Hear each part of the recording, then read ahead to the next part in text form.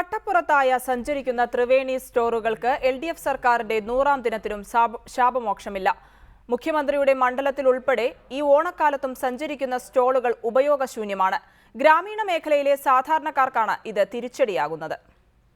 ഗ്രാമീണ മേഖലകളിൽ കുറഞ്ഞ വിലയ്ക്ക് അവശ്യ സാധനങ്ങൾ എത്തിക്കുന്നതിന് കഴിഞ്ഞ സർക്കാരിന്റെ കാലത്താണ് കൺസ്യൂമർ ഫെഡ് സഞ്ചരിക്കുന്ന ത്രിവേണി സ്റ്റോളുകൾക്ക് രൂപം നൽകിയത്. എന്നാൽ ഈ ഓണക്കാലത്തും ജില്ലയിലെ ത്രിവേണി സ്റ്റോളുകൾ കട്ടപ്പുറത്ത് തന്നെ. ലക്ഷങ്ങൾ മുടക്കി നിർമ്മിച്ച വാഹനങ്ങളാണ് പെരുവഴിയിൽ കിടക്കുന്നത്. മുഖ്യമന്ത്രിയുടെ തട്ടകമായ കണ്ണൂരിൽ ഇതാണ് അവസ്ഥയെങ്കിൽ മറ്റിടങ്ങളിലെ കാര്യം പറയേണ്ടതില്ല.